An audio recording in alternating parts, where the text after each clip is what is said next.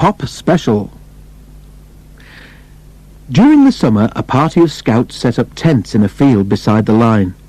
They bustled about arranging things, but were never too busy to wave to the engines as they passed. "They've come for their annual camp," exclaimed Duncan's driver. "It's a sort of holiday for them. Their leader has been to see Mr. Hugh, and he says that the boys can work on the railway for us."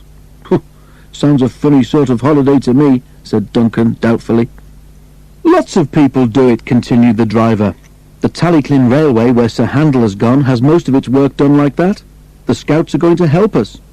You know that place near the top station where the ditches are bad and we have to be careful when it's wet? Well, the scouts are going to put that right for us." The engines were pleased, because they didn't like having to slow down there in wet or frosty weather. It was anything but frosty at present. Each day the sun shone, and it became hotter and hotter, too hot even for holidaymakers to lie on the beach. Every train was full. The scouts were hot too. They rested thankfully as the trains passed, but their cheerful waves became wearier as the week wore on. On the final day of their camp, Duncan toiled uphill with the last train. He was looking forward to a rest under the trees at the top station. As Duncan neared the place where the scouts were working, he whistled to warn them he was coming. Then he saw a figure crossing the line in front of the train. Duncan's driver put a hand on his brake. "Steady on, Duncan," he warned. "It looks as if the scouts leader wants us to stop for something." Duncan drew gently to a halt, and the leader climbed onto the step of his cab. "Is anything wrong?" the driver asked anxiously. "Not yet," replied the leader, "but I'm afraid there might be unless the boys have a drink. Can you drop off some pop or something when you next pass, please?" "No problem," replied the driver.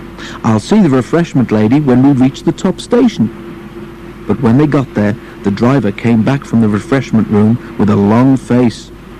"Not a bottle to be had," he moaned to Duncan. "Everyone's as thirsty as those boys. So now what?" Duncan didn't know. He thought so hard that he began to feel thirsty himself. Then, suddenly, an idea came to him. "Isn't there a shop near the station by the lake?" he said. "Perhaps the lady there—" "Of course," interrupted the fireman excitedly. "We'll leave the coaches here while Duncan takes something to the boys. We can just get back here before the train is due to leave, but we must hurry." While the station master telephoned to warn the shop lady, Duncan set off. The shop lady met them at the station. "I haven't much myself," she said, "but the lads are welcome to what there is." A little later, the scouts heard a whistle, and Duncan puffed into sight. He stopped beside them, and his driver handed down the drinks. The scouts cheered him. "Not me," he told them. "It was Duncan's idea." So they cheered again, and thanked Duncan instead.